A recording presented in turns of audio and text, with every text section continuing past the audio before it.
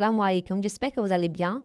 Aujourd'hui, je vais parler de ces émotions cachées qui bloquent notre risque, qui bloquent notre abondance, notre richesse, notre bien-être en général.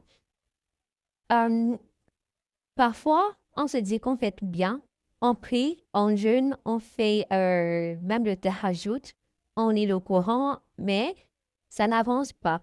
Et on ne comprend pas. On se demande qu'est-ce qui ne va pas. Tu fais tes prières, tu fais tes duhas, tu évites les péchés, tu fais tout comme il faut. Et pourtant, il y a quelque chose qui bloque. Comme si un mur invisible t'empêchait d'avancer. Tu ressens que la baraque n'arrive pas, que ton risque reste coincé malgré tous tes efforts. Je vais te dire que ce blocage ne vient pas de l'extérieur. Ce blocage, c'est un sentiment discret, un sentiment silencieux et ce qui le rend si puissant, c'est qu'il est sournois et caché dans ton cœur. 90% des gens portent ce sentiment sans même le savoir. Et tant qu'il reste là, les portes seront fermées. Les portes de l'abondance qu'Allah a déjà écrites pour toi sera fermée, sera plein d'obstacles tellement difficiles à surmonter. Aujourd'hui, on va mettre en lumière ce sentiment-là pour pouvoir les surpasser, pour pouvoir débloquer littéralement notre vie. Et surtout, je vais te montrer justement comment te libérer de ces sentiments-là pour que le risque, la paix et la baraka puissent enfin circuler librement dans ta vie. Je sais, parfois tu fais tout ce qu'il faut, mais la vie semble se répéter, un problème après l'autre, une situation compliquée après l'autre. Et puis tu regardes autour de toi et tu te demandes, pourquoi? Pourquoi moi je dois toujours passer par tout ça? Pourquoi ça doit toujours être aussi compliqué? Pourquoi ça semble si facile pour les autres? Pourquoi eux, ça va et pas moi? Et petit à petit, ces sentiments-là s'installent. Et tu te dis peut-être que Allah ne veut pas que j'ai plus. Peut-être que j'ai raté ma chance. Peut-être que ce n'est pas pour moi. Mais ces pensées, ce sont des waswas, des murmures du shaitan. Ils ne viennent pas d'Allah, absolument pas, et ils viennent d'un doute intérieur, accumulé au fil du temps, au fil des années, au fil de tes traumatismes, au fil de tes expériences négatives, au fil de tout ce que tu as traversé. Cette croyance que tu ne mérites pas s'est installée dans ton cœur. Et c'est exactement cette croyance subtile, cette croyance cachée qui bloque ton risque, qui bloque ton abondance, ton bien-être, ta vie de rêve, malgré tous tes efforts, malgré tout le travail que tu fournis tous les jours. Le prophète sallallahu alayhi wa sallam a dit ceci, il y a dans le cœur un morceau de chair. S'il est sain, tout le corps est sain. S'il est corrompu, tout le corps est corrompu. Et ce morceau, c'est le cœur. Donc quand ton cœur se ferme, tout se ferme. Ton énergie descend, tes épaules vont se crisper, ta respiration devient courte. Et sans t'en rendre compte, tu portes une tension qui coupe la baraka dans ta vie. Et là, tu te dis que c'est le cadre d'Allah. C'est écrit comme ça. Mais absolument pas. Ce n'est pas le destin qui bloque ton chemin. C'est ton cœur qui n'arrive plus à recevoir ce que Allah a écrit pour toi. Et Allah t'a montré la solution. Allah a dit qu'il ne change pas l'état d'un peuple tant qu'il ne change pas ce qui est en eux-mêmes.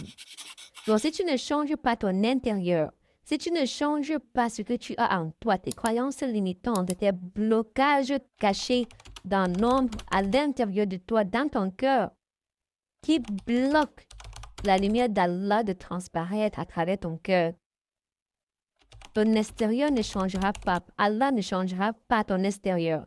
Purifie ton cœur et les portes s'ouvriront.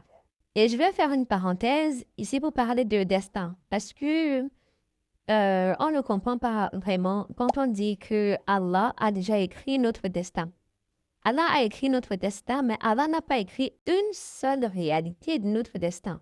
Il faut savoir qu'il existe plusieurs réalités. Une réalité où tu as tout ce que tu veux, tu vis heureux, tu as la richesse, tu as ta famille. Une réalité où tu es pauvre, tu souffres, tu te bats. Une réalité où tu es sportif, tu as les muscles que tu veux, les abdos que tu veux, tu es comme tu veux. Une réalité où tu es obèse, tu prends pas soin de toi. Il existe de multiples réalités de notre vie. Donc, c'est ça qu'on parle de multiverse. Et ça, c'est un autre sujet. Donc, c'est à nous de savoir quelle est la réalité qu'on veut vivre, quelle est la réalité qu'on veut faire manifester dans notre vie actuelle.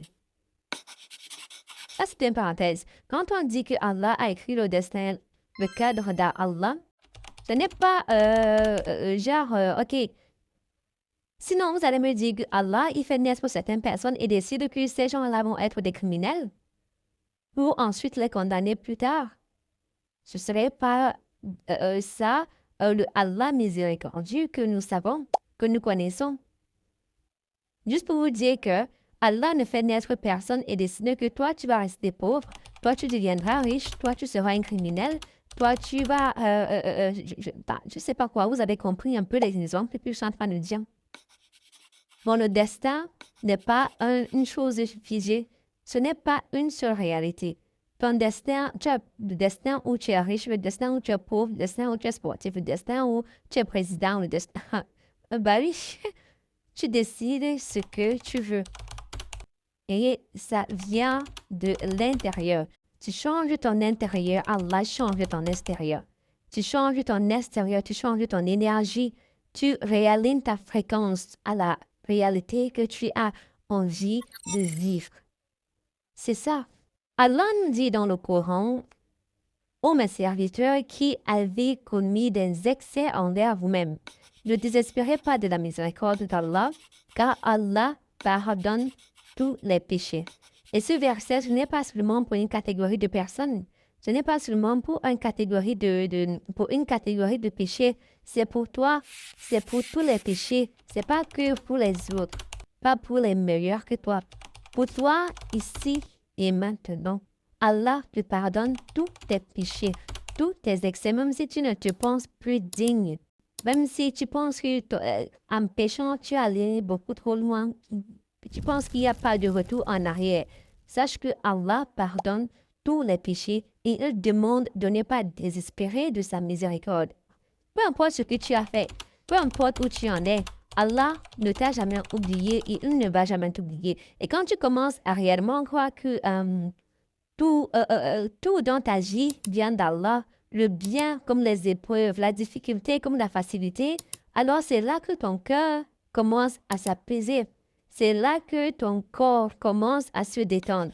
Tu arrêtes de te battre contre le monde. Tu arrêtes de penser que le monde est contre toi.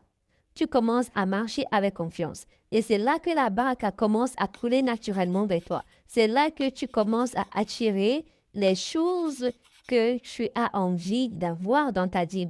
Ton corps se détend, ton énergie change. Ton énergie quitte d'une énergie de scarcity à une énergie d'abondance. Ton énergie quitte d'une fréquence basse où ça n'attire que des choses négatives, des choses stressantes, à une énergie à fréquence haute qui attire de belles choses, qui attire du bien-être. Alors, aujourd'hui, je t'invite à faire une pause. Ferme les yeux, respire et répète doucement du fond de ton cœur. Respire en 4-6, donc 4 secondes d'inspiration, 4 secondes de rétention de ta respiration et 6 secondes d'expiration. Et répète doucement avec ton cœur, avec sincérité. Ya Allah, j'ai confiance en ton plan. J'ai confiance en ta miséricorde. Et j'accueille le risque, l'abondance que tu m'as déjà écrit. Libère ce sentiment caché qui t'empêche de vivre la vie que tu as envie de vivre, qui te maintient dans cet état de frustration. Laisse ton cœur s'ouvrir à nouveau, parce que Allah n'a jamais cessé de te choisir. Pourtant, tu n'arrêtes pas de remplacer Allah dans ton cœur par de l'argent, par du travail, par je ne sais pas quoi, par tout. sorte d'occupation de ce bas monde. Remets Allah au centre de ton cœur et rappelle-toi que tu n'es pas en retard, tu n'as rien manqué, tu es exactement là où Allah veut que tu sois pour revenir à lui. Il y a des épreuves qui sont là pour nous ramener à Allah. Il y a des épreuves qui sont là, des difficultés qui sont là pour nous sauver la vie, pour nous aider à bâtir notre vie, non seulement d'ici-bas, mais notre vie dans l'au-delà, notre Jannah.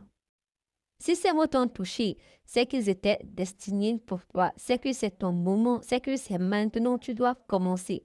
Écris Alhamdulillah en commentaire si tu ressens cette paix dans ton cœur maintenant.